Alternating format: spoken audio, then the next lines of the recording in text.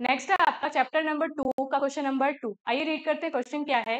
Question आपसे कह रहा है if the sum and product of the zeros of a quadratic polynomial are 5 and 6 respectively then the quadratic polynomial is. Question पूछा गया है आपसे आरबीसी ईयर 2025 में। ध्यान से देखिए क्वेश्चन क्या है। आपसे कहा गया एक कोई क्वाड्रेटिक पोलिनोमियल है, उसके सम ऑफ द जीरोस है 5, उसके प्रोडक्ट ऑफ द जीरोस है 6। तो आपसे कहा गया है कि वो क्वाड्रेटिक पोलिनोमियल होगी क्या। अब हम मान लेते हैं कि जो भी आपके क्वाड्रेटिक पोलिनोमियल है उसके जीरोस क्या है, अल्फा और बीटा।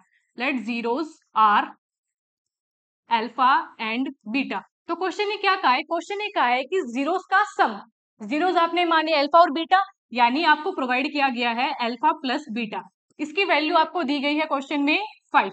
आगे पढ़े, उसने कहा है कि जीरोस का प्रोडक्ट, जीरोस का प्रोडक्ट होने का क्या मतलब है, अल्फा इंटू बीटा, यही होगा। अल्फा इंटू बीटा की वैल्यू क्या दी गई है आपको 6।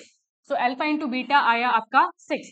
फिर आपसे पूछा गया है कि आप बताइए अगर ये डेटा आपके सामने है तो क्वाड्रेटिक पोलिनोमियल क्या होगा। तो हम जानते हैं कि जो आपका होता है क्वाड्रेटिक पोलिनोमियल, उसे आप कैसे लिख सकते हैं। क्वाड्रेटिक पोलिनोमियल को लिखा जा सकता है x square minus alpha plus beta into x plus alpha into beta. यानी क्वाड्रेटिक पोलिनोमियल लिखने का तरीका है x square minus sum of the zeros into x plus product of the zeros. अब सम ऑफ द जीरोस क्वेश्चन ने आपको दिया है, प्रोडक्ट ऑफ द जीरोस भी आपको क्वेश्चन ने दिया है, बस अब क्या करनी है, इनकी वैल्यू आप में पुट करनी है।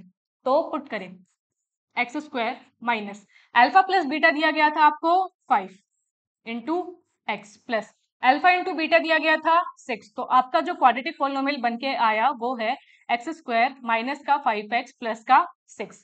ये हो गया आपका कंप्लीट आंसर और ये है हमारा ऑप्शन नंबर डी।